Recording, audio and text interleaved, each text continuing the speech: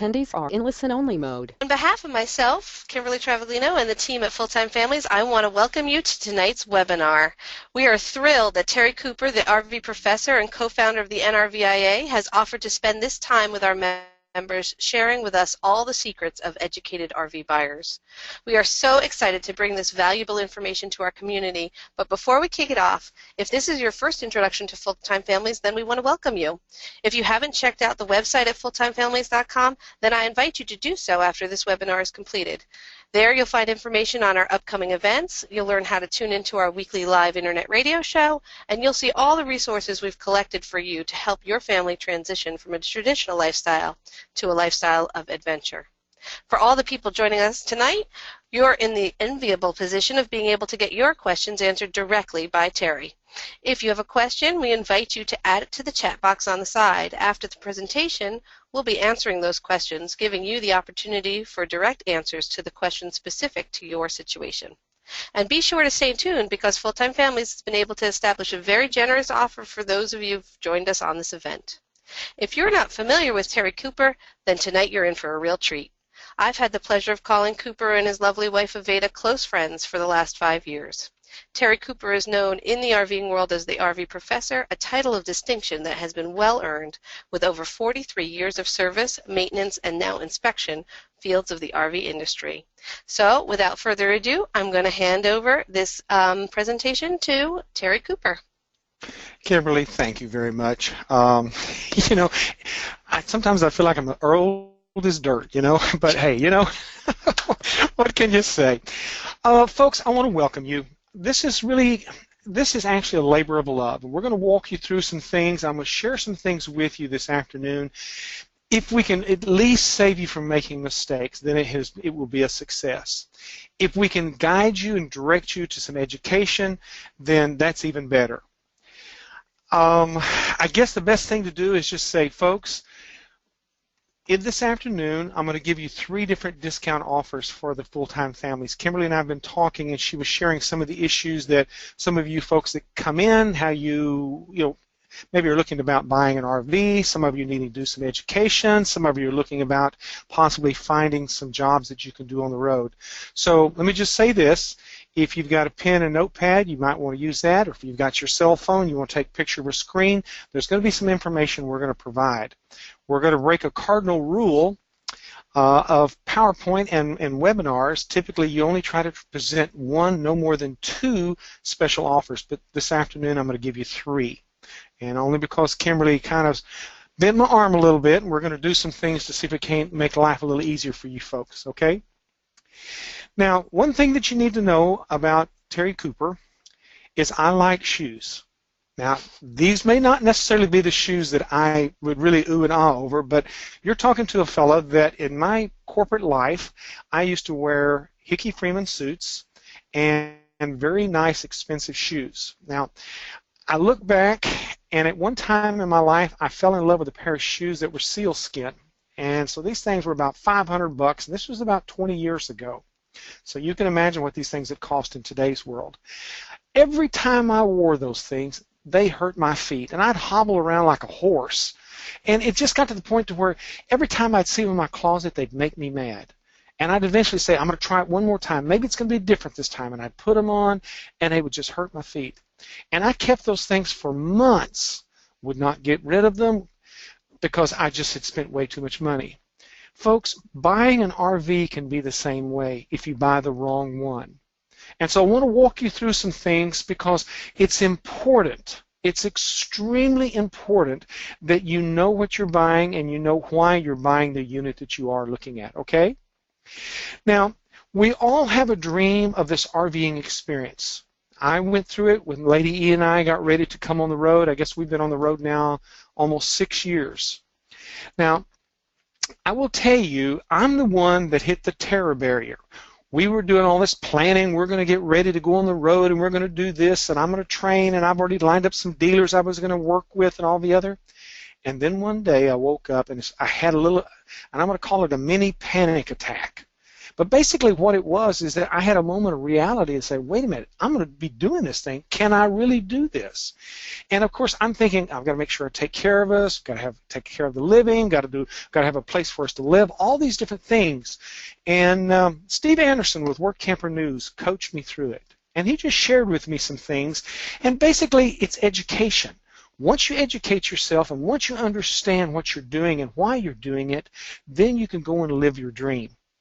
But I will tell you, if you put it off, you're going to be very disappointed in your life. We have some friends that they were waiting someday we're going to do this, and they've been saving their money, and they had zeroed in on what unit they wanted, and then all of a sudden, he passed away. Now, she's a lost duck because everything that they had planned on doing was for tomorrow, down the road. So let me just encourage you, if you are thinking of doing this experience, please get some education, find out what's going on, find out what you want to do, and then venture into it, because if you don't, we have no guarantee for tomorrow. But if you're going to live this experience, you need to go into it with your eyes open so that way you don't hit the terror barrier that I did. So things I want you to ponder is this. Okay, so let's jump in. You're going to have to ask yourself, what's my lifestyle? Some of you have maybe have already started doing a little casual RVing experience. You've kind of gone on vacation, some short getaways. And honestly, that's what a majority of the United States and Canada folks are, that are casual users. The average RVer typically only uses their RV for 2 weeks out of the year. Now, can you imagine having that thing, keeping it parked someplace, trying to maintain it, and you're just a casual user, but they fall in love with it because that job that they have has that golden handcuffs on them. And it's one of those jobs that they just hate, but the money's too good, so they have to stay with it. So they keep telling themselves, well, we're going to do some short getaways over the weekend, or have a 3-day weekend, or maybe we'll take our vacation, we'll go do this and that. Then we have others of you that are saying, okay, I'm going to do this thing part-time. I'm going to retain my brick and stick house, and we're going to go out and maybe be gone 2 or 3 months and come back, and be gone 6 months and come back. And folks, that's okay if that's your lifestyle. But some of you are taking a look at taking a bigger, broader leap here. Something like what you folks are doing and talking about doing with full-time families. That full-time lifestyle.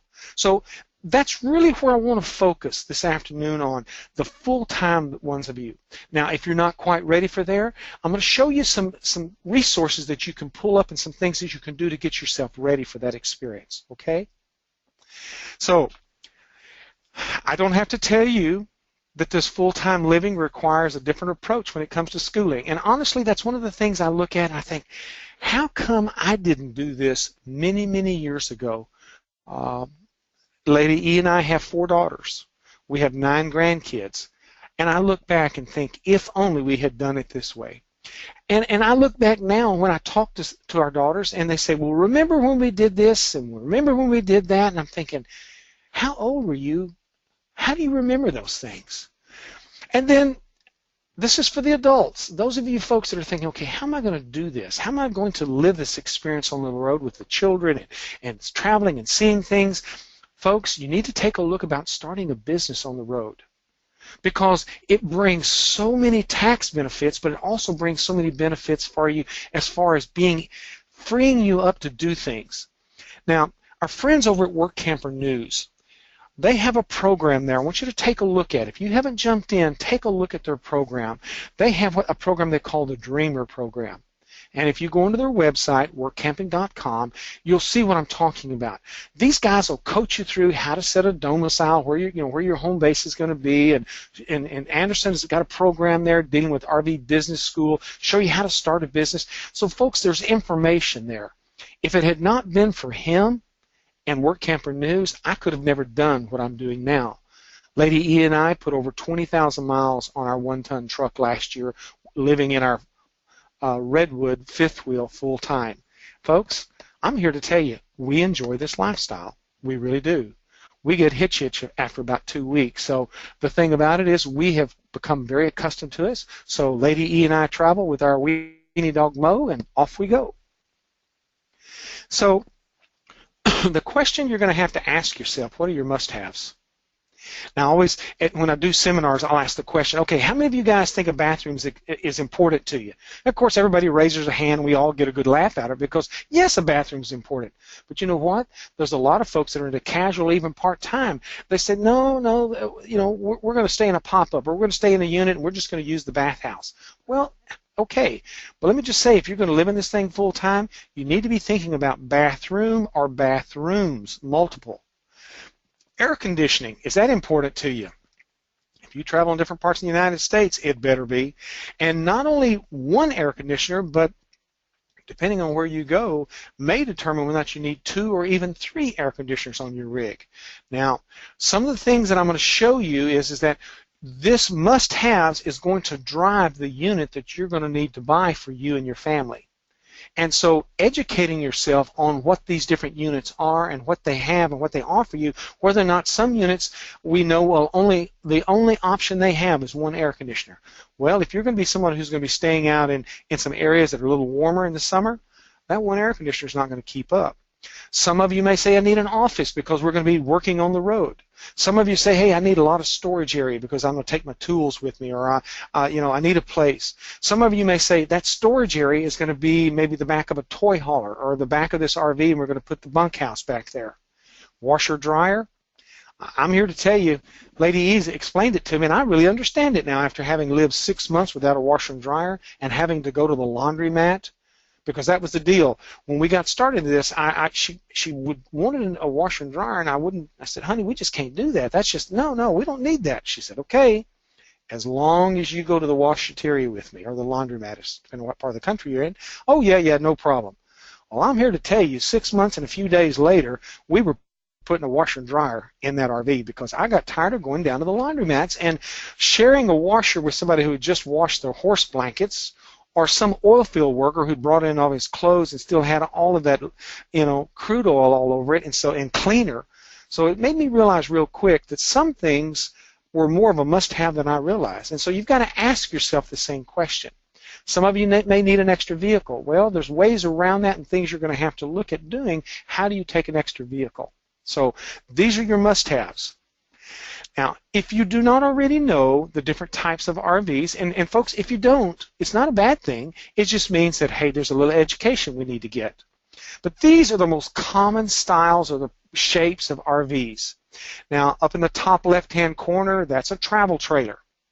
There are more travel trailers sold than all of these other RVs combined, to the tune of about 5 to 1. So in other words, they sell more travel trailers to the tune of 5 times of all of these others combined.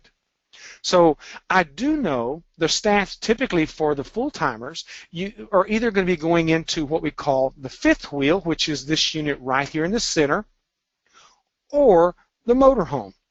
That is the most common that we see with full-timers because of the space that it gives you and the ability to spread out a little bit. Now, please understand, a fifth wheel, by its very nature, can be no larger than 430 square feet. A motorhome, because it has an engine, is driven by a whole different characteristics, and it's based upon length, highway length. And so every state's a little different as far as how long the motorhome can be and how long a trailer or towing vehicle behind it can be. But just realize these towable units, these travel trailers, these fifth wheels, no larger than 430 square feet. Well, when we say motorized, I think everybody understands. Now, I want you to think about a Class A means that when they pull that thing into the factory, they basically brought in this chassis. Some guy was driving it. He was probably sitting on a plastic bucket, and he drove it in, and they built a box over all of the frame. Now, means is that it started out and somebody like Freightliner or Spartan Chassis or one of those guys built the frame, put the engine, transmission, and all the drive equipment, and then they took it to the factory and they built the box on top of it. A Class B is a van, a Scooby-Doo van for lack of better terms. And this is one of those units that's typically a single person or maybe a couple. You typically see those folks in a Class B. The space is not quite as much there, but you know what? It's amazing all the amenities it has and also the freedom that you have with a Class B about going different places. But if you've got 3 or 4 kiddos, that's going to be a tough way to go, okay?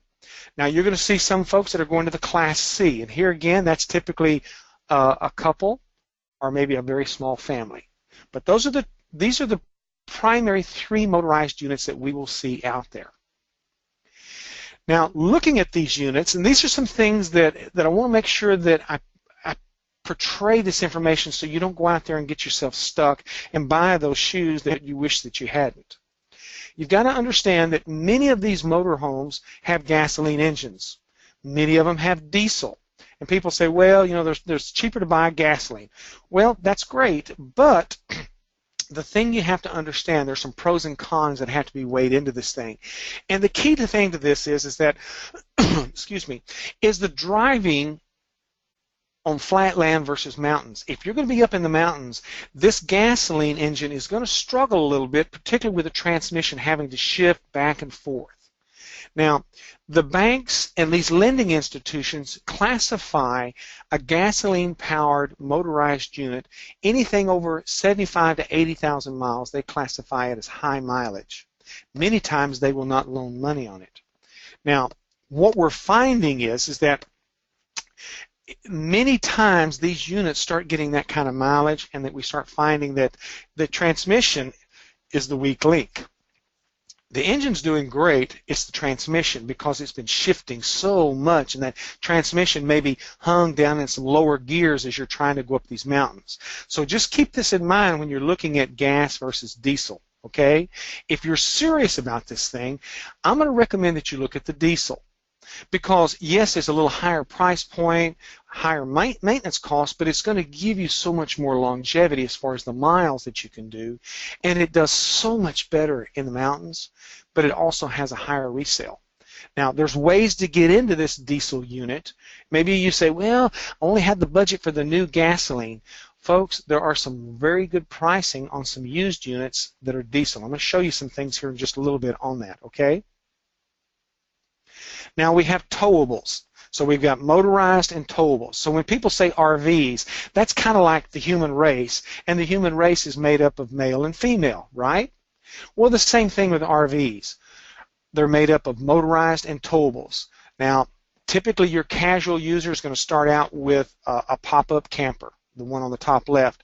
It used to be that if you bought an RV and you enjoyed the first one, you really enjoyed the lifestyle and got into it, statistically the industry knew that you would buy 7 in your lifetime. Well, unfortunately, full-time families and these boomers have blown those stats completely out of the market, completely out of the water. What we have is a lot of you folks that are coming into this lifestyle as full-timers. What you're doing is you're jumping right in and you're buying a high-end fifth wheel or high-end motorhome. You're not even messing around with a travel trailer or a pop-up, okay? You may go to a travel trailer, you think, well, let's look at it, but then when you get in there and you really see, it may not be as big as you'd like it to be, and it has some limitations of storage and things like that. So what you end up seeing is you guys are buying something that's down this bottom row, either the toy hauler, and maybe you're not hauling a vehicle in the back, but maybe that's going to be the bunk area, that's going to be the play area or something like that. I met a gentleman one time who was an insurance claims adjuster. He had twin daughters. He had turned that back area completely into their bedroom and their play area. And we walked back there and we're looking at things, and yep, you could tell it was a little girl's room. Mama had decorated it, and it was definitely their girl's room. Now, one of the things I want you to think about is that those of you that are looking at the towables, please buy your RV first, then go looking for truck shopping, okay? I know of a couple that went out and the salesman talked them into buying a truck. They had a smoking deal on it that week, and they bought it. And then they went out and bought an RV, and then they realized the truck is not going to be able to handle it. And the salesman even tried to talk to me and said, well, guys, we'll just put airbags on it. But the problem with when you start putting all those type of accessories to be able to handle the additional load, you may not have the braking power to shut this thing down. And you can't appreciate that till you're coming down a 7 or 8% grade on one of these mountains, and all of a sudden you realize that man, I need some more braking power, and this vehicle does not have it. I see people that get themselves into trouble trying to go on the cheap. And let me just tell you, this is not the place to go cheap because you're putting you and your family in jeopardy. Put your family, their lives at risk. It's just not worth it. And those of you that are going to be looking at going into these fifth wheels, some of these larger fifth wheels like the toy haulers, please take a look at the dualies. The dually gives you a wider platform, and you don't appreciate that till you're coming up and down these mountains and that crosswind catches your unit.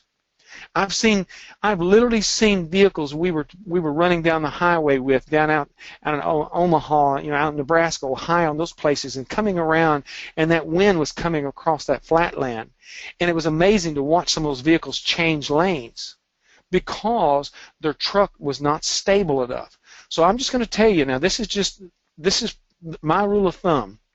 I have had 3 trailers come loose from a vehicle in my life. No one was ever hurt, but it sure scared the heebie-jeebies out of me. So I'm just going to tell you, when we bought our truck, I bought a 1-ton. And the reason being is I wanted diesel and I wanted duals. We paid a little bit more for it, but this engine's got some longevity. I mean, in the last 4 years, we have put over 75,000 miles on this thing.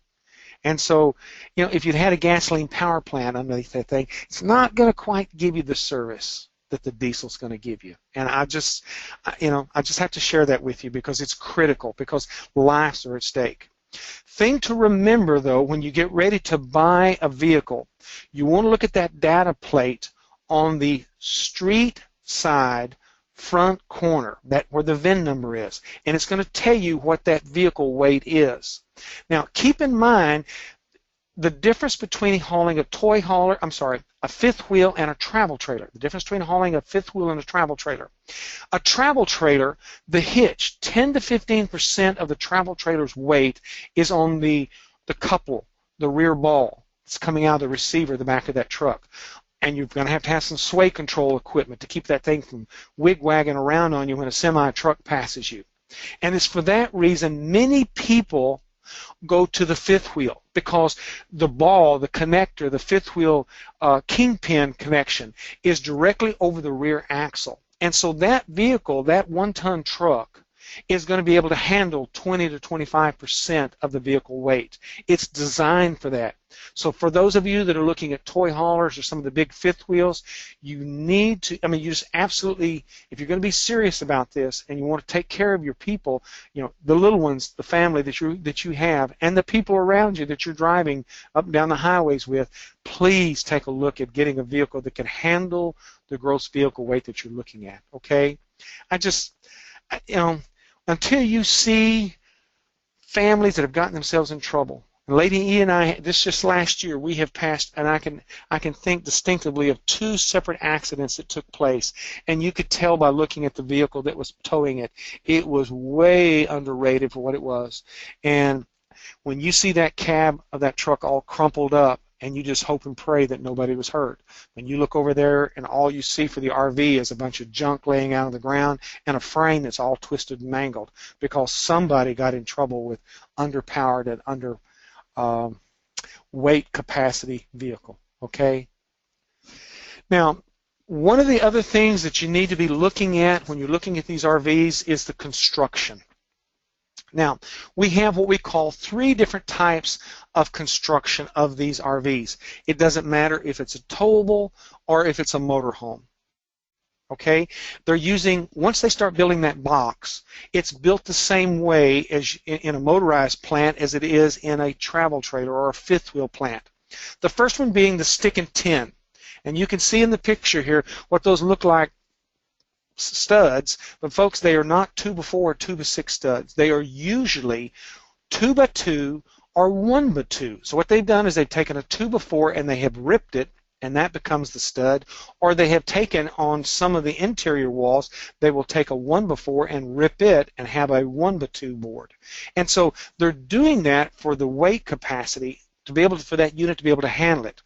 And the thing that holds these RVs together is because the cabinets, the walls, all of these things are tied together. So for those of you that are saying, okay, we're going to buy this RV and we're going to move these walls around, Please understand, you've got to know what's in that wall and what's the purpose of that wall. Because many times those walls span from one side to the other, and they tie the sidewalls to that interior wall, so that way it keeps it stiff and keeps it tied together and gives the integrity of the unit, okay? So if you come in there and remove that interior wall, what will happen is those exterior walls will wobble around and wave at you. And besides, many times that's how they take the vent pipes from the sewer tanks up through the wall, up through the floor, up through the wall, through the ceiling. So moving walls around is not as easy as people have you think it is. Now when we say stick and tin, obviously you understand the stick because of the smaller lumber that they're using, and then we typically put this corrugated metal on it. It's usually aluminum. Then we have what we call the solid shell. Now that's kind of like, and I'm sure everybody's familiar with Airstream. You know, those things have been around since, you know, well, the 40s and 50s, and so I mean, that's a real art in people that restore those, and so there's a lot of vintage folks, and there's several different brands, but right now in this market, only Airstream is holding that title of solid shell aluminum siding. Some of you may be familiar with what we call the casitas or some of the other little fiberglass units that basically are a little pod that are riveted together, and so they're solid as well. So, you know, these two, the solid shell, have less problem with water intrusion. Stick and tin is just like, it's like a leaking sieve, and they work good because of what they are. They're a lower price point. They do what they're supposed to do for you. They help the casual and the part-time first. But for those of you that are looking to go full-time, this is not where you need to be. It's really not the stick and tin. Either go the solid shell or go to what we call the bonded laminated sidewalls. Now, if you'll notice, there's a redwood here, and up above it to the right is the sidewalls that they use to build that thing. And now the picture on the far right-hand side is a cross-cut. It's a section, so you can see how this thing is put together. And basically, starting on the left, you've got fiberglass, and you've got paneling, Luan paneling that's glued together. Then you've got styrofoam, and then you have the interior paneling. This is the paneling that you would see inside your unit.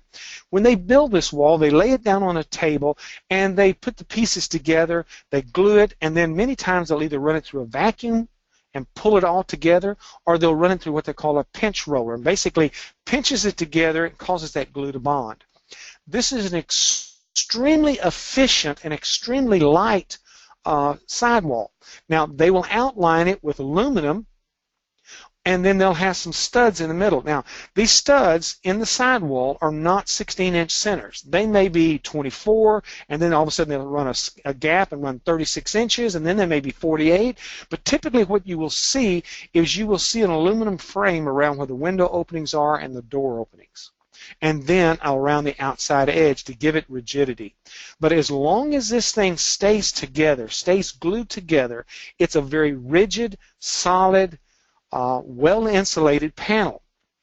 Now, the problem that we run into, and this is something I'm going to show you here in just a few moments, is if people don't do their maintenance and water gets in, well, what happens is this paneling on the inside begins to start to break apart, and we call it begins to delaminate. And so pretty soon what happens is it begins to develop wrinkles on the outside, and it pooches out. And you think, well, that's not a bad deal. I can glue that together.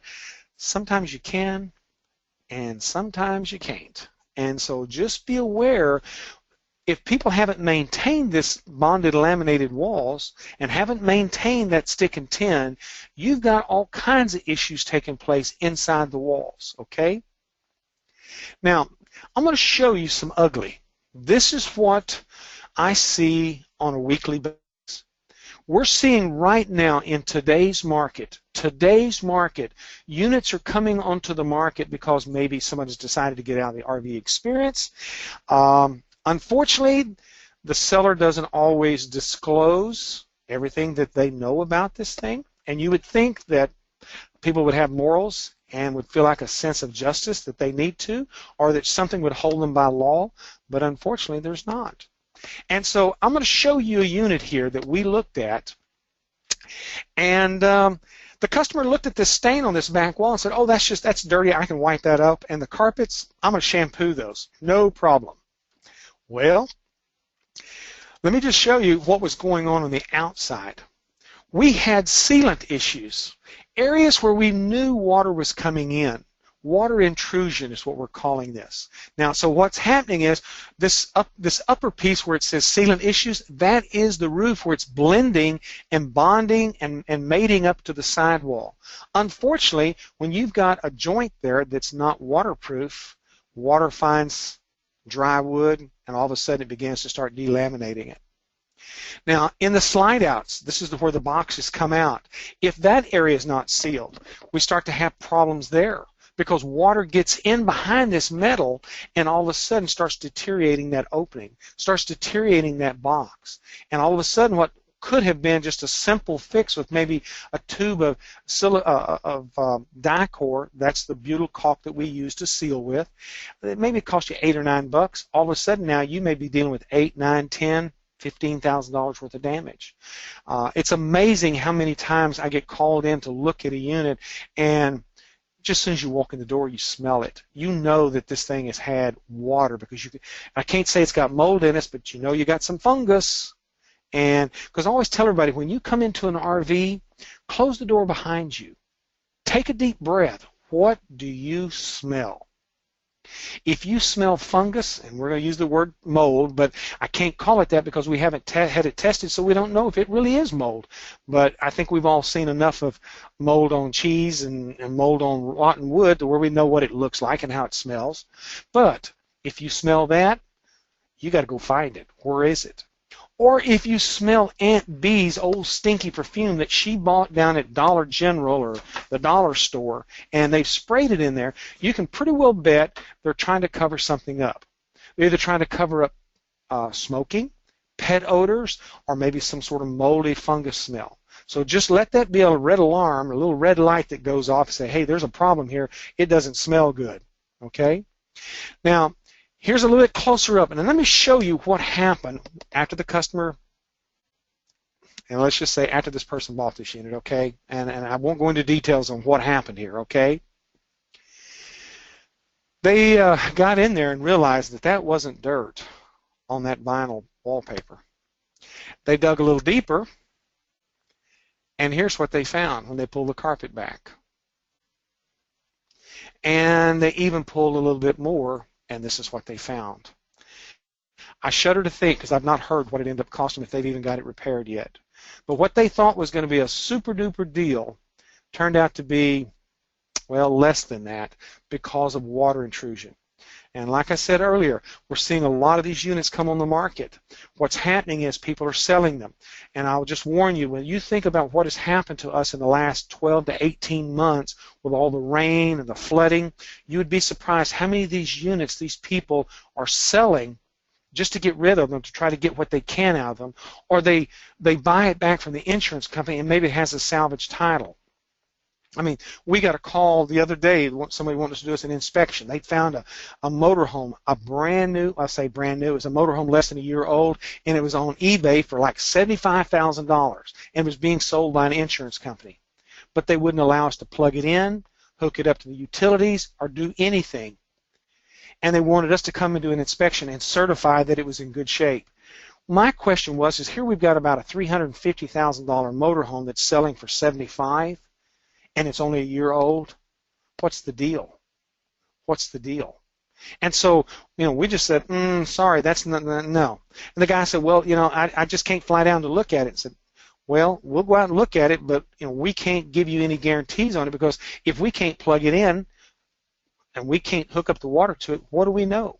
My concern is in that particular area where that unit was located, they'd had a lot of flooding of the creeks and rivers in that area. And with all the electronics that unit had, that one would have scared me, because more than likely that thing had been underwater. And when you start looking at, an inverter or converter, some of the electronics, the hydraulic system, I mean, you're talking $40,000, $50,000, $100,000 before you could ever get it fixed. And I'm here to tell you, these wiring harnesses, once they get corrosion on them, you've got all these phantom problems, these electrical issues. And it's like, unless you just want to spend your whole life working on that thing. That's one of those I just say, hey, stay away, stay away. Now, what we also found was on the roof, cracks in the sealant. Now, you're looking at this picture and say, okay, what is all this? Well, we had a student come to one of our classes, and what we ask everybody to do is that if you have an RV, bring it, so that way you can learn how to use it, how you can learn how to work on it, how to inspect it. Because a lot of folks are going to come to us and going to learn how to work on their own unit and do maybe work on the road and maybe even become an RV inspector. And I'll share that with you here in just a little bit. But basically what had happened was this lady came to us and she took our 5-day intensive hands-on class. And what she told me was, she said, my husband has been diagnosed with terminal cancer. He wants to RV one more time. She said, we went out and bought this little motorhome. And she said, I need some understanding. And she said, after you've shared some things, I think we may have made a boo-boo. And honestly, folks, we got up on the roof. You see this top right-hand picture? Someone had patched it. Now, they did a good job of patching. But I'm here to tell you, when we got on that roof and began to walk on that rubber, it was so spongy underneath. It was like, you know those Dr. Scholl's foot inserts for your shoes that gel? You know how spongy it feels and kind of, well, the whole roof felt that way. There was water underneath that rubber roof. It had been captured. So what you have here is they didn't peel back the roof and get the water out. They just sealed over it, and now water was trapped. Well, to compound the issue, in the picture on the top left, this is the skylight for the shower area. And so I got to looking at it real close. Now, what you're looking at is my fingers, and see that crack? That is a crack in that acrylic dome. Now, what I did is I made myself a mental note. When I got inside, I went into that bathroom, and my suspicions were verified. That ceiling was water damaged. So water had been coming in, believe it or not, through that crack. But the thing I want to point out in this top left-hand picture is that look at the caulking job that this guy did. Or this, maybe I better be careful. It may not have been a man, may have been a woman. So I've been called on the carpet of things like this before. But somebody just mobbed it up, and then you have all this water being trapped up there, and now you got a crack in that acrylic, water's leaking in. Now, to put a roof on this particular unit, because the lady asked me, said, what would it cost? I said, this unit right here, you're going to take it all the way down to the rafters. You're going to replace some rafters. I said, don't be surprised if you're coming in at $20,000, $25,000. And she said, well, I'll get my insurance company. I said, well, here's the bad news. Insurance companies only cover if there has been damage done through some sort of incident. Typically, like you hit a tree, or a tree branch and it tore it, or something, or drug it underneath an underpass. But if they look at this and say, no, they didn't do their maintenance, this is classified as a non-covered peril. So when she told me what she paid for it, she said, you mean tell me if I spent $20,000, and so basically I'm going to put a new roof on it, and you're telling me my unit's going to be worth about half of what I paid for it? I said, I'm sorry, but that's it. Now, the center picture, that's a roof vent for a sewer pipe coming up from the tanks in the belly, coming up through some wall, through the roof, and this is how it gets air for that tank to breathe. Notice the cracks. Guess where water is coming in at? Now, this lady, we were also looking, she had a vent stack that was for the kitchen sink. We got up there, there was no cap on that unit at all. Something had happened and it had blown off. So what she had here was a hole that was about 1.25 inches round, and every time it rained, it caught water. So we know how big a rain gauge is, and we say, oh, we had 2 inches of rain last night. Well, that rain gauge is typically only about 3/4 inch open. Can you imagine how big a hole that thing is bringing in water? And so when that happens, all you're doing is just dumping more water into the attic to rot and destroy the interior of that unit. Now, I'm going to show you a picture here. And the obvious thing is, we look at it and say, okay, the sealant's bad. Yeah, it is. You can only imagine the water that's coming in. Two things I want to point out to you.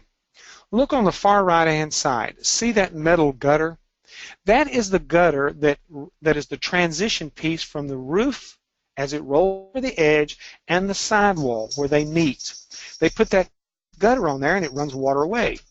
Unfortunately, someone has not done a very good job of sealing on top of that gutter material, and so what happens is water rolls off that roof, and instead of going into the gutter, it goes behind the gutter and rots out the wood that's holding the screws, holding the gutter in place, as well as comes down into the sidewall. Now, this happened to be the unit that the lady and I, that she had bought. This was her unit. Folks, I apologize. Mo the weenie dog is saying it's time for dinner. So I guess he's going to have to get some dinner. So what happened is that it had not been sealed. And so when that takes place, all you've got is water intrusion. But the other thing I want to show you is I want you to look closely at the grain of this picture. If you look and you say, how come it's kind of got all those little marks in it? That is what we call gatoring. The roof has begun to age and it has begun to start pulling apart. Now this rubber roof that's on this unit is two layers. You have the white that's bonded to a black rubber roof underneath it. Now the white has begun to start tearing apart, and what it's going to do is start allowing water and sunlight, UV, to start hitting that black that's underneath it. Now, I'm not saying that this roof is leaking right now, but it's on its way. This roof's life is almost to the end of its lifespan. So, to put a roof on this unit, if it had no water damage underneath it and water was not puddled up underneath there, to replace just the skin, the roof on this skin, most shops figure $1.50 a running foot plus an additional charge to take off air conditioners and vents. So it's nothing unusual for a roof to cost $2,000, $3,000, $4,000, $5,000, depending on the length and the complexity of how many different items are on there. So all of a sudden you think you got a good deal on this thing, but if you didn't catch this, all of a sudden there's that money pit. It just seems like it comes at you every time you turn around. You got to spend a little bit more money, on it, okay?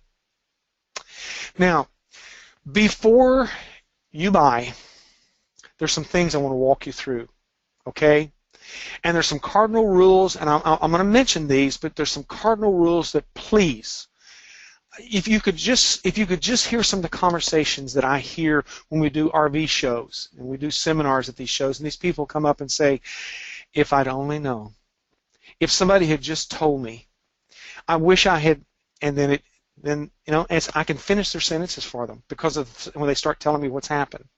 But you got to know what your budget limit is.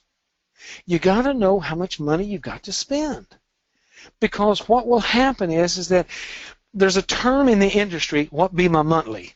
Now we laugh about it, and basically what it is that when you're dealing with salesmen, and gentlemen, if anyone's on the call this afternoon and you're a salesman, I'm sorry. But folks, I have worked as a service manager, I've worked as technician, I have worked as a director of service operations, so I understand how this thing works. The salesman is going to try to build you into a unit that costs more, and he's going to say, well, if I work on this monthly payment here, I can get this down to where you can afford it. So that's why they laugh and they call it what be my monthly, or monthly is the term. Okay? So, but you got to know what your budget is. How much can you spend? And you say, well, I really want to buy a new. Okay, then go into this thing with your eyes open. You got to know what you're looking for, what features, what benefits. Do you need 2 air conditioners? Well, that's going to change the power cord that you're going to have. If you're going to need washer and dryer, you need 2 bathrooms, you need toilet. These are things you want to know about. And I'm going to encourage you to go to these RV shows and look around, and you're going to see some different floor plans. Now, keep this in mind. What you may see features and benefits that you like in a new one, you could very well get the same thing in a used one for a whole lot less money. And I'm going to show you in just a minute what I'm talking about. Now, people come in and say, well, I'm going to buy a new because I'm going to get a warranty. Folks, let me just tell you, a factory warranty is a factory warranty, yes. And for, depending on the manufacturer, some of them are only good for 1 year, some are 2 years. Okay? Depending on the manufacturer, what they're doing with it.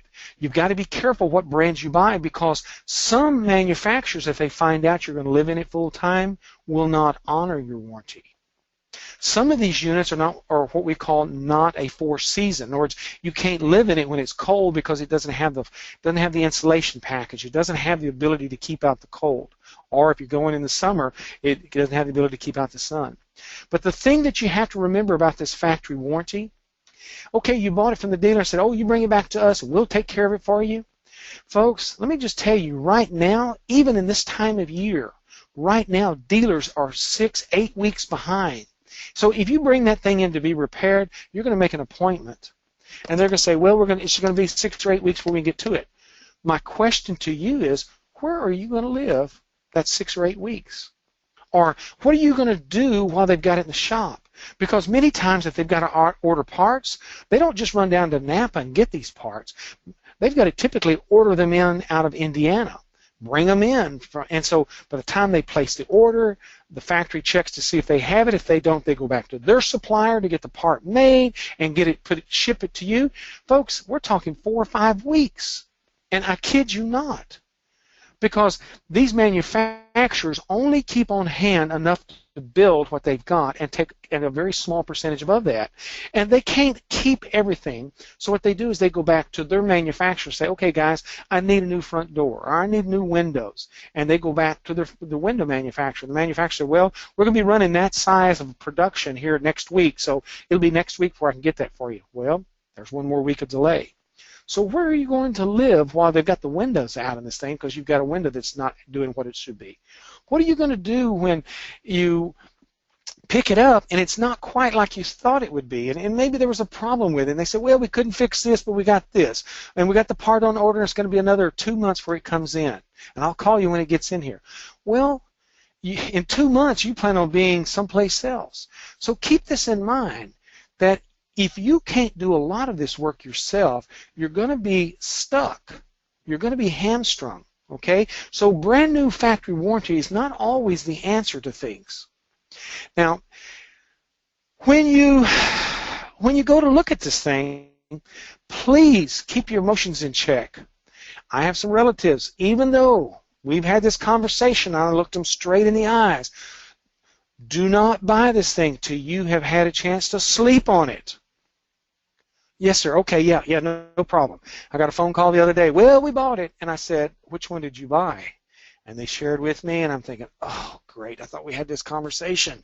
That particular model is having these problems this year. Now, the only reason I knew is because I had been reading some of the forums and tracking some of the things that were going on. Well, they just got hung up in the emotions. Now, when you go to look, whether you're doing it at an RV show or you're going to a dealership, granted, an RV show is going to give you a broader range of things that you can look at, but take your tools with you. Now, your tools are going to be this: a measuring tape. Ladies, if you've got a little 6-foot measuring tape that you use to measure around the house, stick that thing in your purse. Take you a can of pork and beans. Yeah. A can of pork and beans. Now, it doesn't necessarily have to have the pork and beans still in it. You can cut the top and bottom out of it. Stick that in your purse. And then take you a box of cereal. Now, whatever your favorite brand is, it doesn't matter. What you're going to be doing is, when you're looking at these RVs, you're going to pull your can of pork and beans out. You're going to pull your can of Post Toasties or Sugar Smacks or Lucky Charms or whatever it is that you've got, and you're going to try to stick it in these cabinets. Folks, Lady E, her pet peeve is, many of these kitchens are designed by men. And they do it based upon space availability, not always upon usability. So when you try to stick that box of cereal in there and it won't fit, or that can of pork and beans won't fit, or you look over there in that drawer where your silverware is going to go, and you think, how in the world am I going to get my wooden spoon in there? Because it's not made to handle it. And so you look at these things from a, what am I going to do when I put my stuff in here? Look at the closet space. How much room is in there for you to carry your shoes and your jackets? And, folks, it looks like it's got a lot of room when there's nothing in it, because it's pretty and this is gorgeous. This is our lifestyle. We see it. We got it. When you start putting your stuff in there, all of a sudden you think, well, where am I going to put the coffee pot? Where's the crock pot going to go? You mean I can only take 2 pairs of jeans? And so it changes the whole perspective of what's going on there. And so keep that in mind. Now, make a pact with yourselves. No deposits. No deposits until you sleep on it. Okay? Now, let me just tell you, in these RV shows, they say, oh, this is the show special. Folks, Rude Awakening, and let me just give you a spoiler here. If you come see them next week and they hadn't sold that unit, they'll order you, or they did even sell it, they'll order you another one at the same price. Folks, they're there to sell units because at the show, many times the manufacturer gave them a special discount and they let it roll over for another week or so, or even sometimes a month. So never let some guy tell you that, oh, this is it. There's no more like it. Well, you know what? If the manufacturer's not making any more, aren't making any more like it, there's a problem with it. There's a problem with it. That's why they're not making it anymore. But I'm here to tell you, if the dealer's out of it, the manufacturer's building some more. The manufacturer can find you one. So don't ever feel like that this is the only one and it's, never to be seen again, okay? Advantages of buying new. People say, oh, okay, I can get it built the way I want. I can get the features that I want. The dealer's going to go through it. Now, critical thing that you need to keep in mind. When you buy this unit, you want to make sure when you sign this, before you sign this paperwork, have it entered into your contract. They were going to do at least a 2, possibly 4-hour walkthrough with you to show you how everything works. 2 to 4-hour walkthrough. Because what happens is they usually pull the technician out of the back. He's got 10 things to do today, and you're number 2 on his list. So if you're there at 10 o'clock in the morning, he hadn't got all of his things done. So he's going to be pushing to get this thing delivered and get it out the door. And guess what? He's going to run you through this thing. Now, you go as a pair. If you are a single person, find you a partner. And what you're going to do is your partner is going to take a camera, is going to take a clipboard, and they're going to have what we call the pre-delivery inspection sheet. And the partner is going to be the one that's going to keep tabs of what all you've checked off on.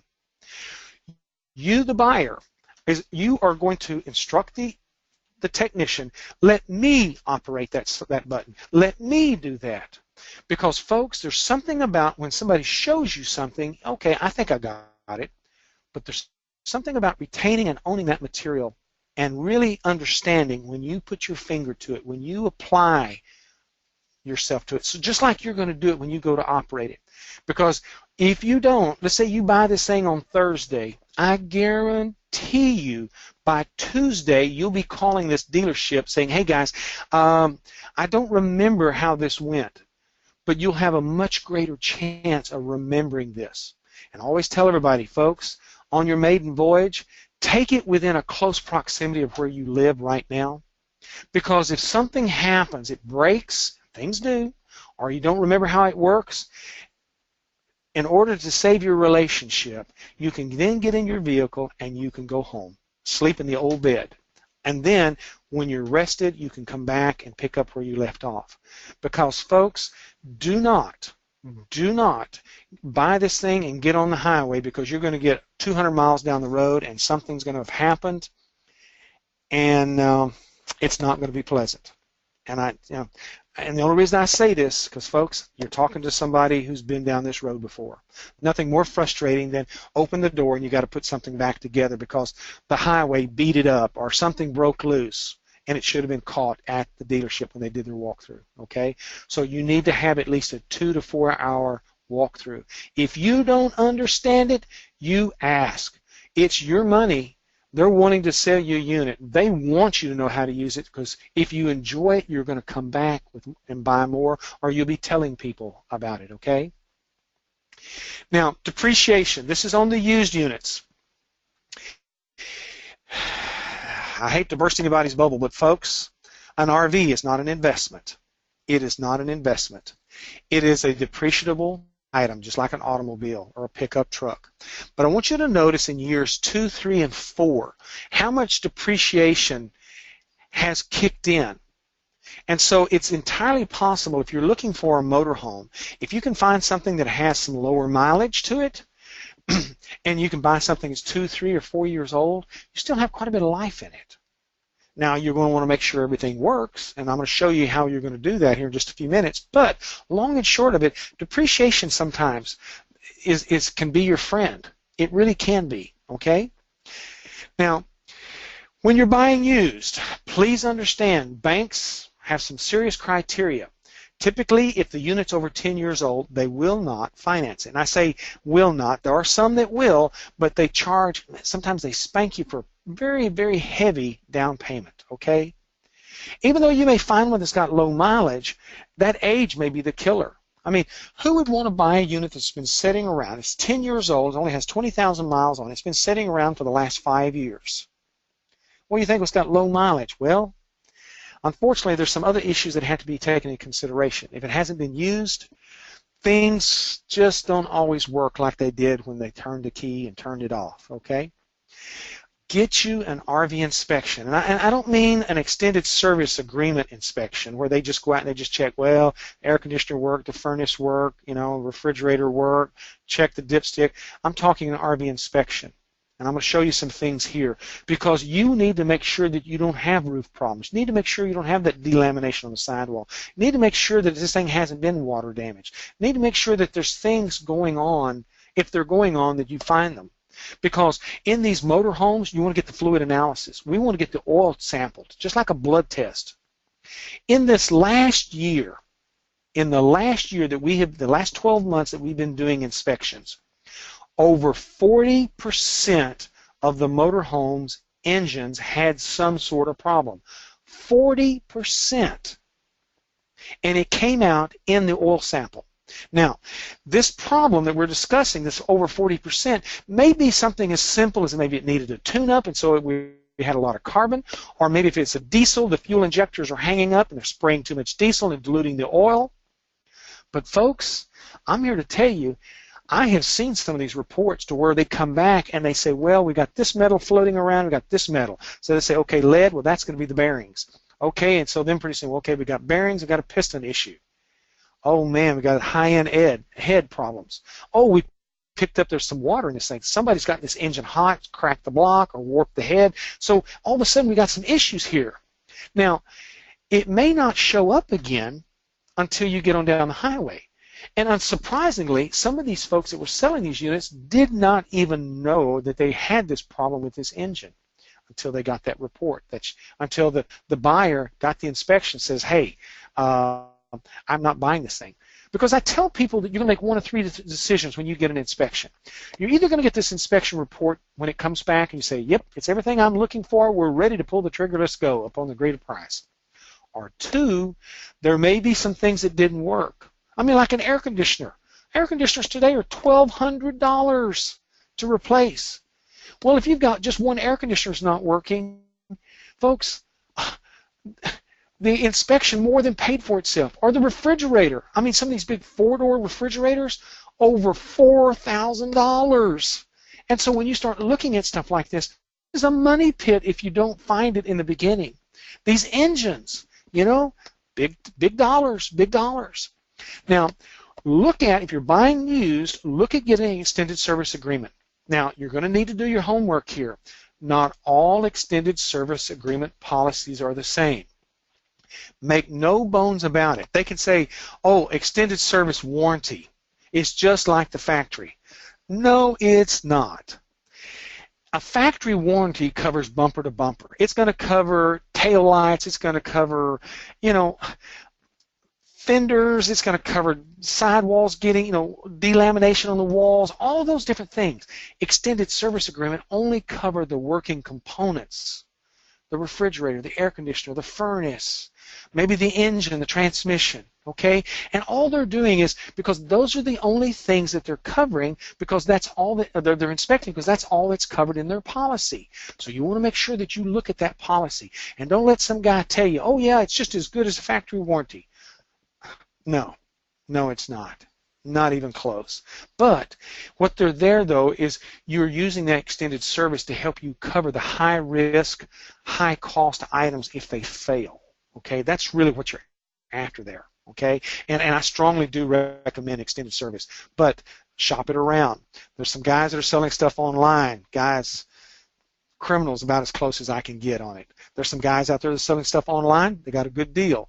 But make sure that you look at that policy, what it covers and what it does not cover.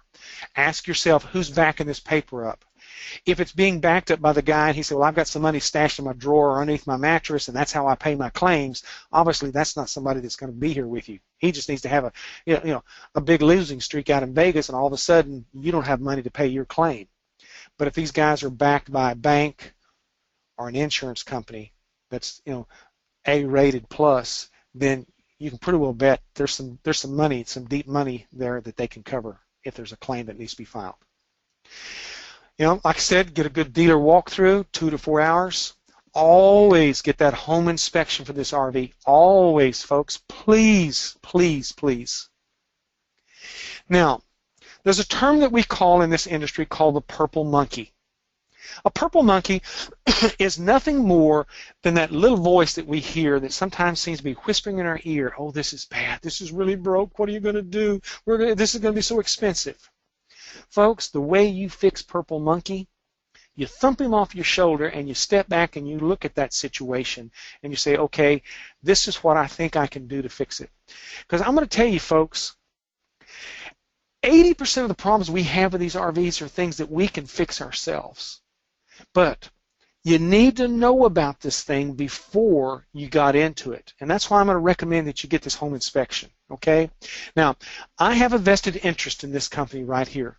I'm a part owner in it, but I also train the RV inspectors. And that's really why I'm involved with it, because it's so critical that they know what they're looking for when they come and look at your unit and can do that report for you. Okay? Now, they'll come out and they're going to do an inspection. This is not an extended service agreement inspection. This is what we call a level 2 inspection.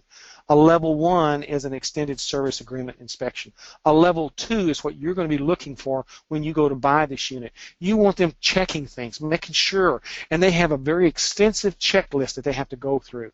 On the motorhomes, as many as 500 points that they have to check. Okay? Very, very serious on this. Very, very serious, because we want to find it.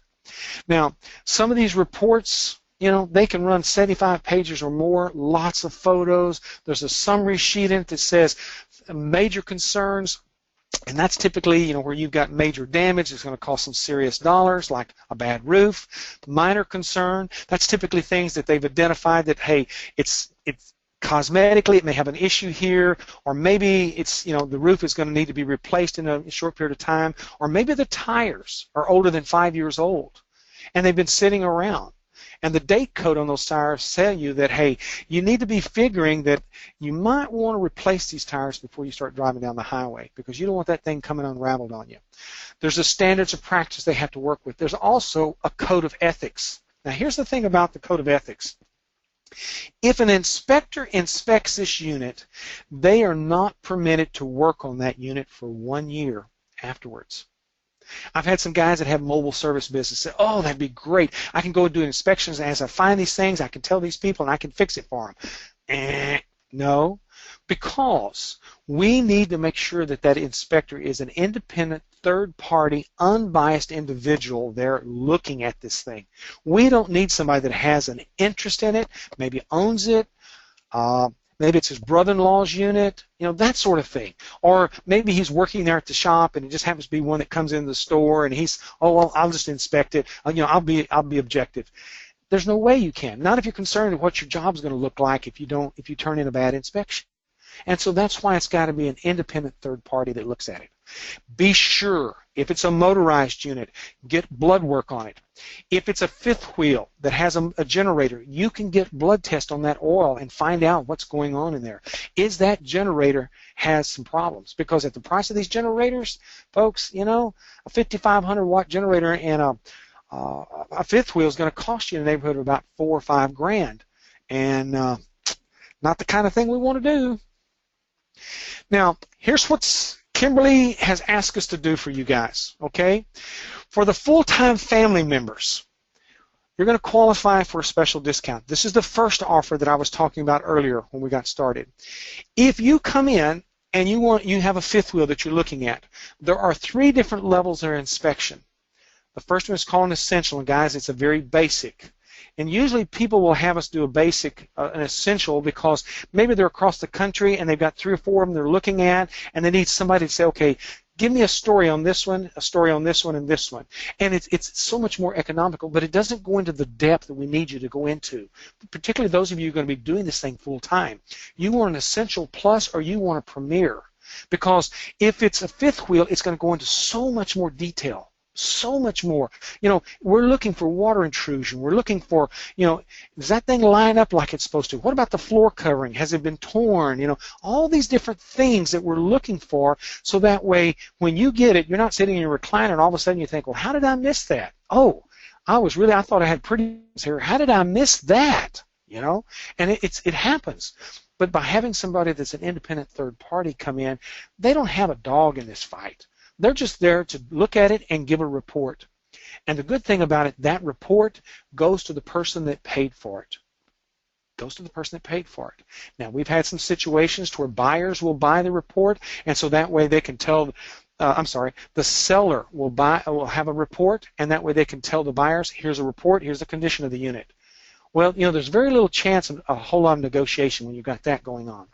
But we have a lot of sellers that have an inspection report because they want to use this thing, because there might be a way they can do a little wiggle on the price points on this thing, okay? But the discount on a fifth wheel, when you come in, what I'm going to have you do is you're going to call into your inspection at this 800 number. Now, what we've got is some operators that are online. They are trained. Many of them are inspectors, and they take the call and they'll work with you. But if you tell them you are a full-time family member, they code in a discount for you. Okay, they code in the discount because they're going to take some information from you and they go ahead and calculate it. If you see what the difference is on a Class A, if you come in and you buy a Premier or an Essential, you see that the discount that's given to you on that.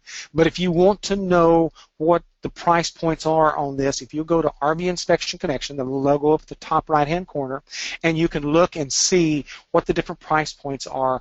You know, you look at the type and the different price points. But I just want to make sure that you realize this is the first option that you have available to you. You'll have to call it in, and that person that visits with you will be and takes your order will be able to process this for you and get you your discount, your full-time family discount. Now, here again, that 80-20 thing, right? 80% of the problems are easy to fix and easy to access, and I'm going to show you how. Now, we have a program called the RV Maintenance Tech Course Program. Steve Anderson came to me and asked me to put this together because what he had is he had a lot of work campers that were going and getting ready to go full-time, and they felt like that they just weren't prepared to live full-time in their RV. You know, they said, you know, I'm a technical person or I'm not a technical person, but I just think if somebody could just show me some things, I can do this. So we put together a program on how to master your own RV. Because, guys, 80% of these things you can do yourself. I can't tell you how many times I've done service calls, go out there and trip the circuit breaker, turn it off, turn it on, and we charged them $95 to drive out there and $125 for the 1 hour minimum. And all we did was flip the switch. And then it's a shameful thing to say is, will that be cash, check, or credit card? I mean, that's sad. And if they'd only known, they could have done it themselves. Then as we got into it, Mr. Anderson shared with me, he said, well, I've got these campgrounds that hire a lot of our people. And the problem they're telling us is that people come in to this campground, this consumer comes in, and they maybe pull this thing out of storage, brought it right straight to the RV park, and started hooking things up, and something's not working. And so pretty soon, Purple Monkey gets all over them. Mom and Daddy have a little squabble. Tempers are a little flared up. Kids are saying, well, when are we going swimming? You know, whole thing. We all know the drill. And so Mom and Dad just throw in the towel. They just go down to the office and said, you're going to have to give us a refund. Oh, we have to charge you at least in one night. Okay, we'll just refund the rest of it. And off. And the campground say, you know, I had it reserved for the whole week or 2 weeks or however long these people were going to stay. And I've lost revenue on it. So they said if you had somebody that understood a little bit about RVs, we don't want them out here tearing walls off and replacing air conditioners, but, you know, trip circuit breakers. Maybe somebody forgot to turn on the propane. You know, you'd be surprised how many times somebody forgot or didn't know how to turn the thermostat to turn on the air conditioning. And we always laugh, you know, the on switch is in the OFF position. And you look at it and you think, we've all been there, done something goofy because we got in a hurry or got distracted. And then as we got into this thing, I was getting phone calls and emails from bankers and attorneys wanting me to do more RV inspections. And I thought, you know what? This is a perfect way to go. If you are traveling around, why not have a business where you could do all three of these things? And so we call this the triad, the training triad. Now, this course right here meets the requirements to help you get your certification as an inspector. Because what we do is, in that class that we have here, we may have people that are new to the industry, so they just now bought their RV, or we even had them that haven't bought it, and they're there to say, I need to learn before I go out there and look at stuff. We'll have people that are saying, okay, I'm full-timing, I'm wanting to go out and work in the campground. I'll have guys in there saying, okay, I'm going to be an inspector, and I will have dealership technicians in these classes as well. Because many of these dealer techs come to us and they have no basic electrical skills, no propane, no water, all of those things. And so they send them to me for 5 days so we can educate them. Now, these are where the classes are so far in 2016. We're adding some more dates. And so these are where the 5-day classes are. And like I tell everybody, folks, when you come to a class, I promise you, you will be a tired puppy come Friday, because we start very early in the morning. I typically have everybody there by 7:30 in the morning, and it's nothing unusual for us to run 5:30, 6 o'clock. And so what we do typically is we spend the morning in the classroom going over the theory and showing you how things work. I've got props and pieces and parts of things. I've got service valves coming out of propane tanks that I pass around so everybody can see what it looks like inside that tank. I've got water heater components and furnace components. We pass those around so you can say, so that's what that looks like. Then, after lunch, we go out and we put our hands on it. We're going to take things apart. On the electrical, I'm going to have you take your circuit breaker panel box apart, so that way you're not afraid of it. You'd be surprised how many people look at electricity and they just say, ooh, I don't know. Do you realize that an RV has 3 separate electric systems? 3 separate electrical systems, and you've got to be able to distinguish what components are being operated off of each one of those systems. And so what's going to happen is I'm going to have you unplug the power from the pedestal or from the shore power from the park. You're going to put a trash bag over it, and you're going to tag it, and that's our lockout tag out, and you're going to say, do not plug in, test and process, because you don't want somebody to come in and plug that thing in. You're going to come in, you're going to take the cover off your electrical panel box, you're going to go in there, and you're going to tighten things up. I have yet to have a class that we did not have some sort of electrical issue with somebody's RV. Now, it may be minor, loose wires, but I've had burnt wires. We've had circuit breakers that were smoked. And so there are things there that we want to give you a chance to work on.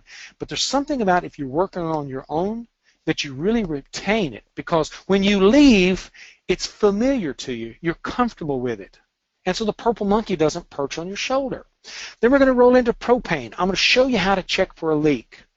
I'm going to show you how to make sure that you don't have a propane leak. Because, guys, when they do an extended service agreement, and they tell you, oh, go out and do a level 1 inspection for me, they don't check for propane leaks. But yet they're going to insure that thing make sure that the appliances are working, but they still don't check it. But all 3 levels of the inspections that we do have what we call life safety. We're going to check the electrical, make sure that when you touch the door handle, you're not getting electrocuted. Check to make sure you don't have propane leaks. We're going to check, make sure the LP detectors that are working. You would be surprised how many times we'll go over there and take the screws out to pull that LP detector out, and somebody has cut the wires because it went off in the middle of the night.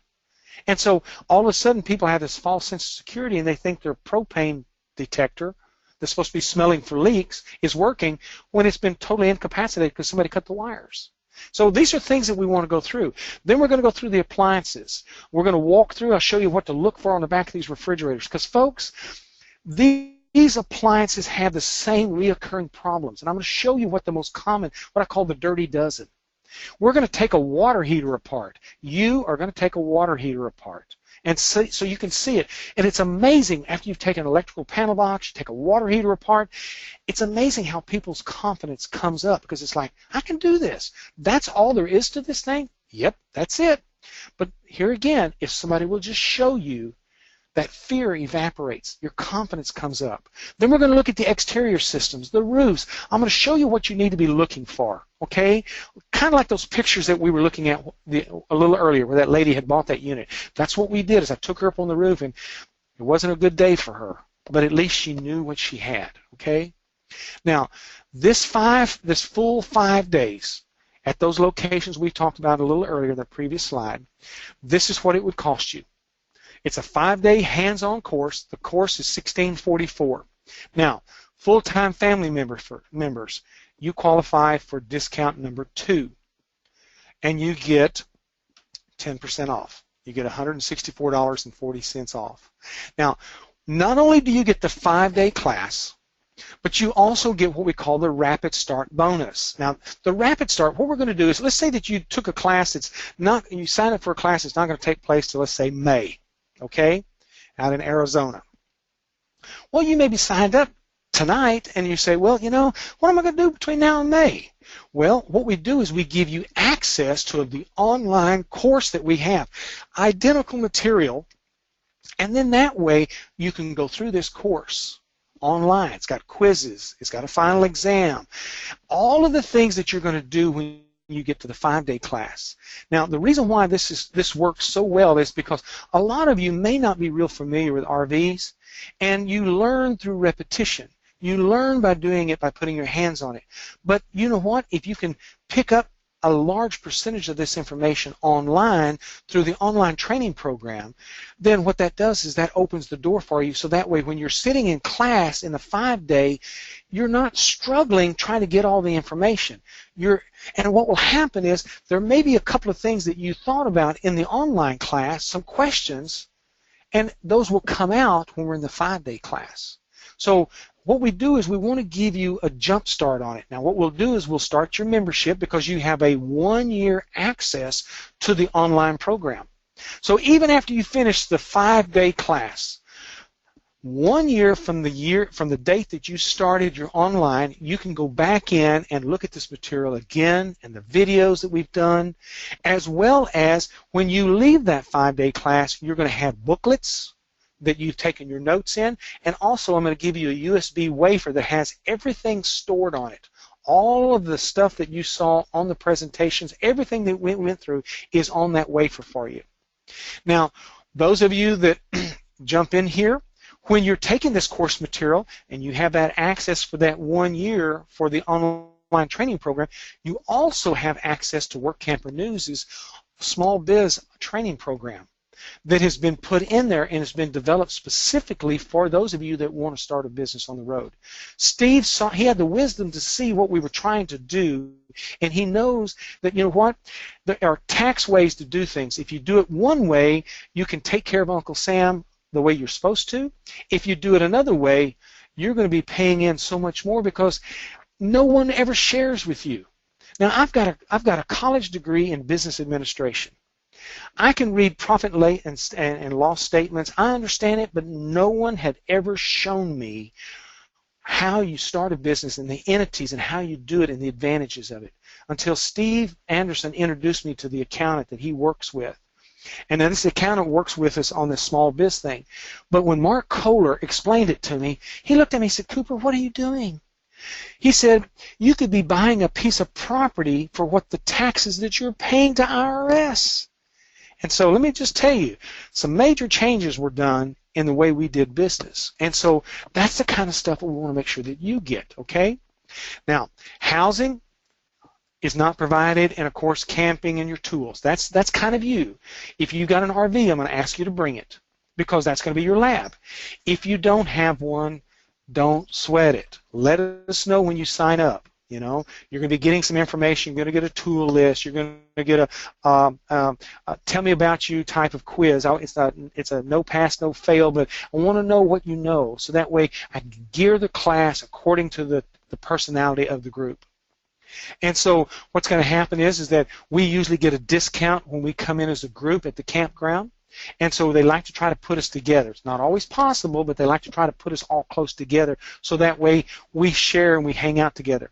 Because in this 5-day class, on Wednesday evening after class, we have a potluck. And that's when you really begin to bond and socialize. Then on Friday, we have another potluck, but we also have graduation. You get your certificate. And, you know, there's something about closure. There's closure when you know that you've accomplished your goal. And I'm here to tell you, we want to make sure we give you a certificate, but also we're going to give you a hat. Because when you come out of this 5-day class, whether you do anything else with it other than just work on your own unit, you will have met the qualifications to become an RV inspector. And you can do level 1 inspections for these extended service agreement companies. And that's already been taken care of. That's part of this package right here, this 5-day class. So just keep that in mind.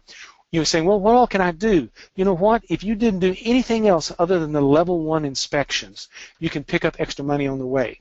Most of these inspectors are picking up $150 to $200 per inspection. That's been about the norm. So that kind of gives you an idea of what you can do on the side. Those of you that want to go further, we have a little bit more training. We'll talk about that at some other time. But there's another course where we teach you how to scope an RV, how to use the software, and that's where you make the bigger dollars. Okay? Now, in order to register for this class, I need you to contact Robin. Now, this is different than getting an inspection. Robin is our lady in the office that handles all the corporate things there in Heber Springs. This is her number, the 855-472-9948. That's why I say, folks, write this number down, take you a picture of it, and then that way you've got this information, because Robin is going to be able to apply your discount, to this course. Okay? Now, we do have a 3-pay. And it's one of those things where if you want to use your credit card, you can. Most people that I know would rather just go ahead and put it on the credit card and then they can just pay it off. But hey, there's an option and there's a place for everybody. But in order for you to get your full-time family members discount, you have to go through Robin, because she has to go in there and make the change in the shopping cart, so that way you can get it. Okay? Now, let's take a look at the third option that you have available to you, discount. NRVIA needs inspectors. We have a little over 400 inspectors across the country. Of those, 70 of them are qualified to do level 2 inspectors, but everybody else can do level 1. Now, you will come out of the 5-day class and you will have your certification as an RV inspector. So that credential is good for 1 year, and then there's a renewal for you to extend it on. Now, this online course, the one that we included in the 5-day course, if you just said, okay, I just want to take the online course, and say, hey, I totally understand, it's $4.99. Full-time family members get $20 off, but you get the online course, you get the testing, you get your credentials as an inspector to be able to do level 1, and you also have access to this online course, all the videos, the tests, so you can go back in and review. There's an online forum there that you can reach out to other inspectors, because you're going to develop some relationships in these classes if you come with the classes. If you do it online, you're going to want to do this on the forum, okay, and develop some relationships.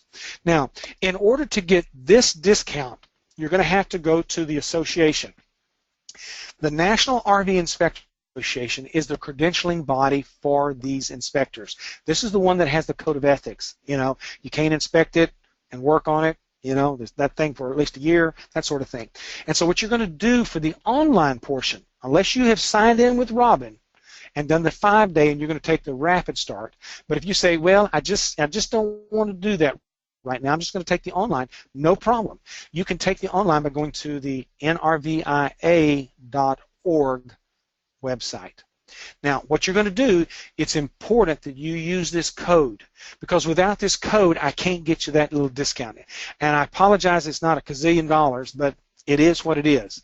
You know, there's, as you all know, there's certain costs involved in hosting and developing a things in the software that we had to work with. So you want to use FTF Inspect 16. So that stands for Full-Time Family Inspect, and it stands for 16 for the year. Okay? So what that means is that you're a member of Full-Time Families, and this is how you get your discount. Now, that was option number 3. Now, let me just share something with you here. If, let's just say, you say, well, I don't have the time or maybe I don't have the cash to go do the 5-day. Okay, no problem. Take the online course. And then if you find that you do have the time or you do come into some more money, what they do is Robin can then, if you've taken the $4.99 and gotten your discount on it, then what she will do is when you come back and say, I want to take that 5-day class right here, what she will do is she will deduct what you paid for that online. So, there's a couple of different ways to skin this cat. But just realize, for the most bang for the dollar, the 5-day class, because of the hands-on, because I'm going to teach you how to use a multimeter, teach you how to use a manometer to check for leaks, for gas. And these are the things that, if you're going to be on the road, you need to be able to pull out your meter and be able to find out what's going on. And that's what we're going to do with the 5-day hands-on.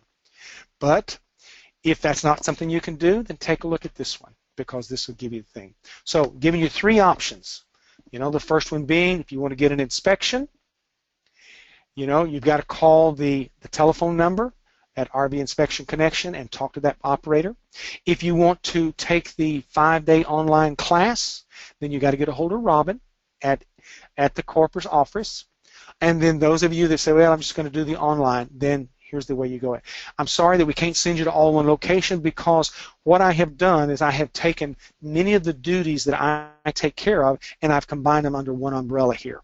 Normally, if I was only dealing with NRVIA, because at this time I'm serving as the president of NRVIA until such time we can find another individual. Is that the word we want to use?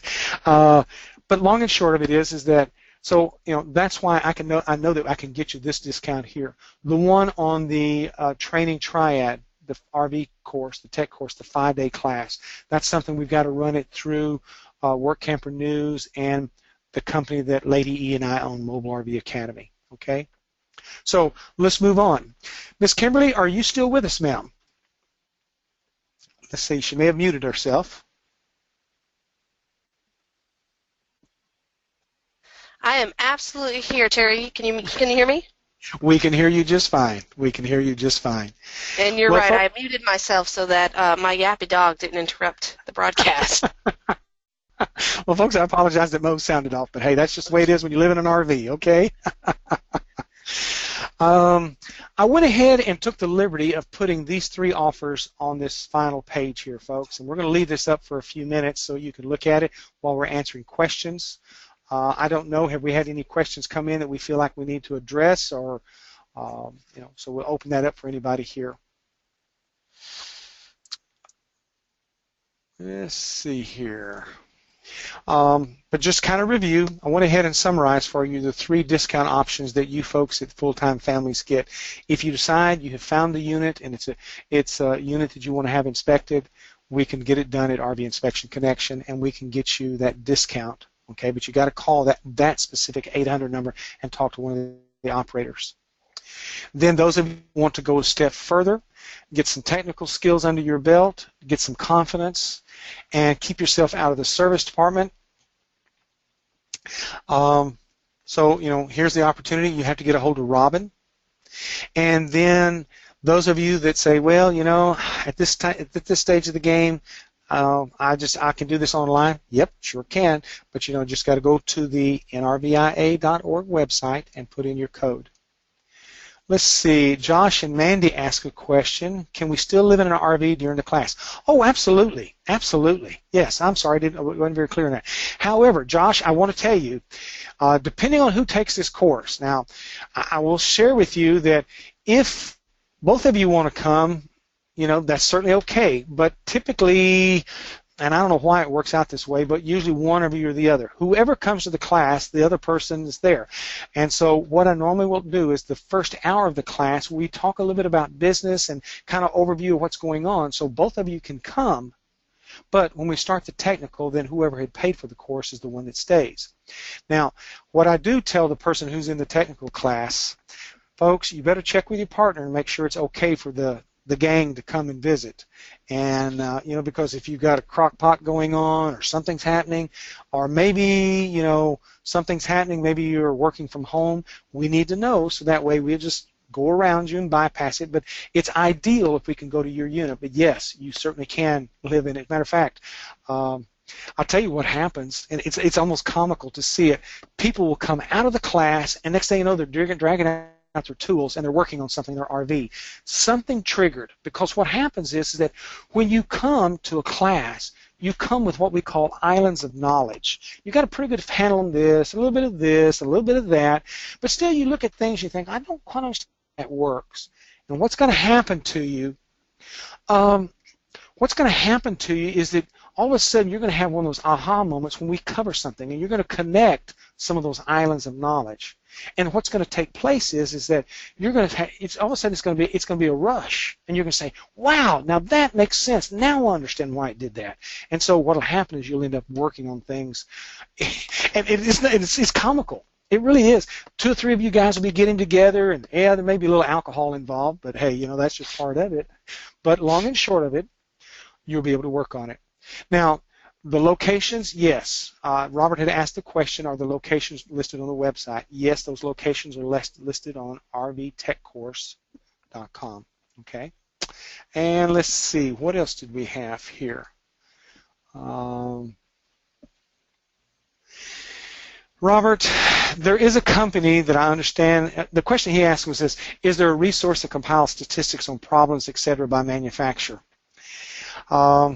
There is a guy out there that has a website that you can buy on specific units, but I'm here to tell you, folks, your best resource on a lot of these units is going to be going and Googling online. If you find a unit that you kind of really like, and go in and just Google problems with XYZ brand, particularly the year model, and it's amazing. Folks are pretty candid in some of their statements, and because there is no consumer report for RVers per se, other than that one guy. Okay, and let's see here, Keith. Terry, I want Yes. to share a story about just what you just said. When Chris and I were RV shopping, and I absolutely fell in love with a particular floor plan that had that was reversed of all the normal floor plans. The bunkhouse was up at the top, and the bedroom was out in the back. And I just thought it was the best thing since sliced bread, and I must have it. I must have it. And I Googled every which way to Sunday and found over and over in the forums that there was a manufacturer defect and that there was significant water damage in the majority of these units in the left corner of the bedroom. And, you talked about removing yourself emotionally from the situation, but, even the best of us, we just cannot do it. Sometimes this is your new home. You feel passionate about it. You're so excited about the adventures you're going to have in it. You just picture yourself having this great time. So even with all this knowledge, I still dragged Chris all over Kingdom Come to look at every one of these models that was available in South Florida. And do you know, I stood in that exact corner in every single model, and just like the forum said, it was wet. It was there, huh? It was there. Yeah. Folks, it's sad. We had a lady call us out of California. She'd found a Class C that was in Florida, and the guy that was selling it, she said it sounded like a good price. The photos looked good. He says if I'll send him $10,000, he'll hold it because he's got 3 other people that have been looking at it. And she said, I've been listening to what you guys say and just, keep the emotions in check. She said, do you have anybody in Florida that can inspect it? I said, sure. Folks, it was a disaster. It was a disaster. The guy that owned it, I don't think he was the original owner. I think he bought it at some auction somewhere or bought it off of Craigslist because he had taken these Florida Gator stickers and covered up holes. And it was horrible. The shower was literally falling through the floor. He would not allow us to plug it in, electricity or water, even though the lady had paid for an RV spot for this thing to be put.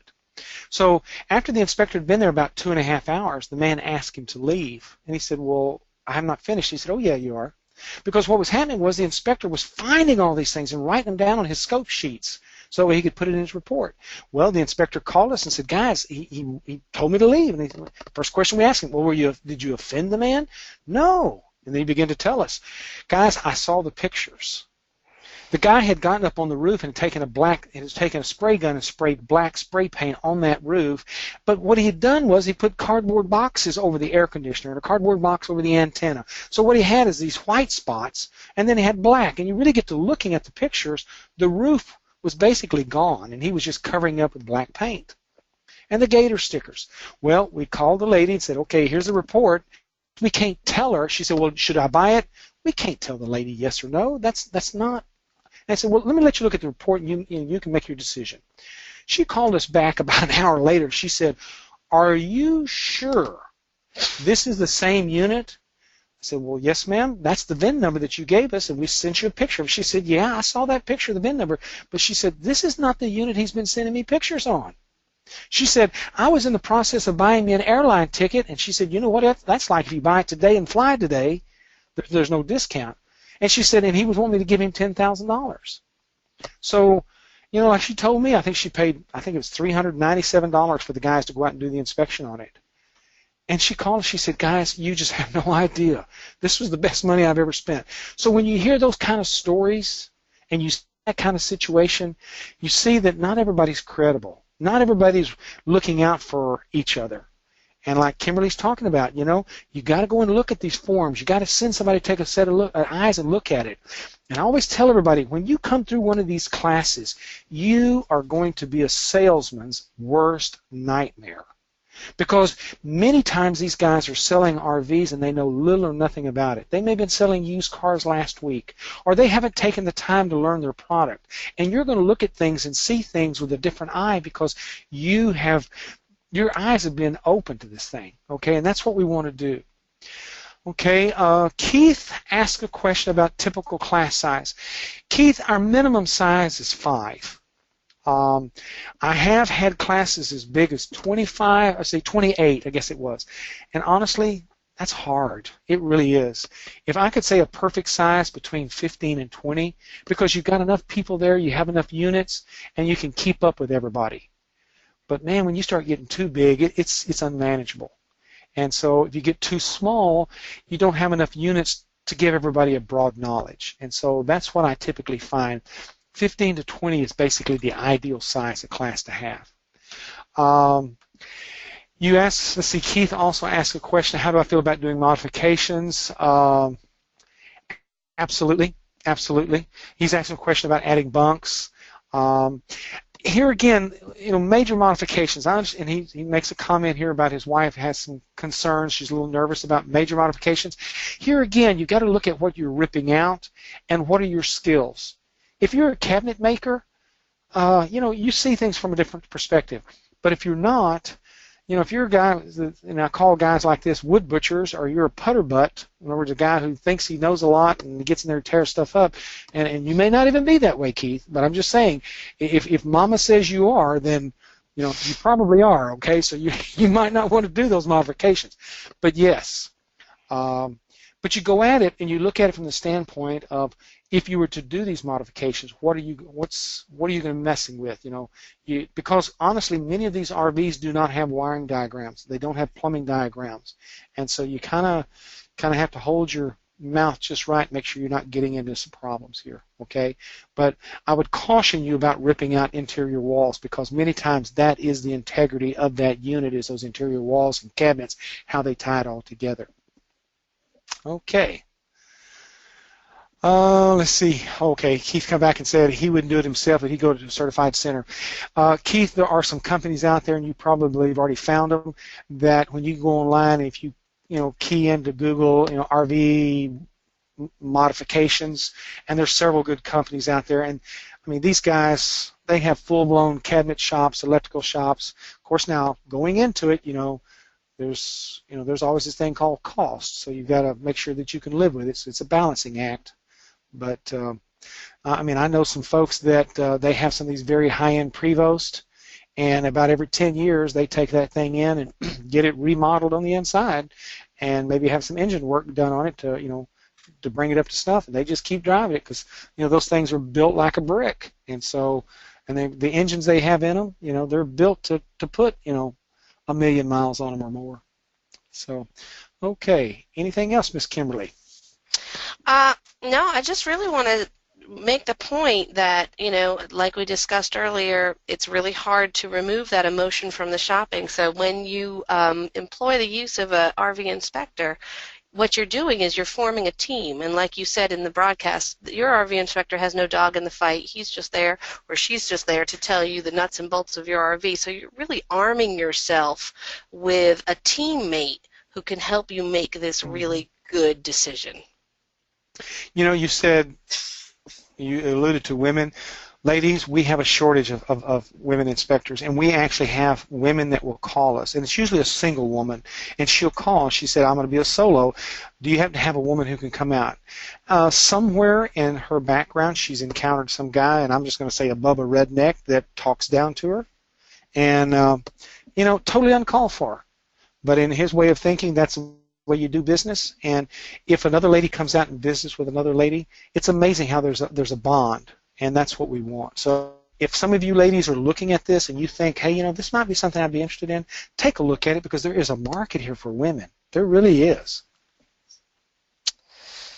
Absolutely. Well, again, I want to thank you, Cooper, for turning us all tonight into educated RV buyers, and for all of you have been joining us tonight. Thank you again for taking the time to learn about how to become an educated RV buyer.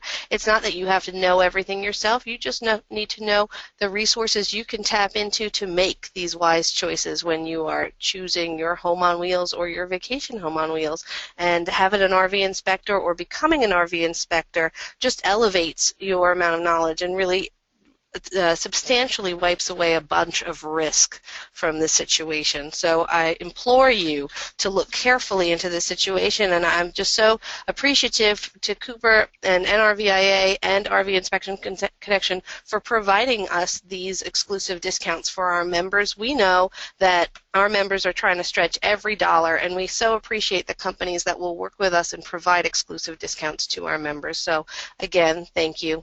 If you haven't checked out FulltimeFamilies.com website and seen all the other exclusive benefits, then I invite you to do that as soon as this broadcast is over, and check out our upcoming events and learn how to tune into our weekly radio show and see all the resources we've collected for you, for your family to transition into this amazing lifestyle. Again, Cooper, thank you so much for taking so much time to educate our people today.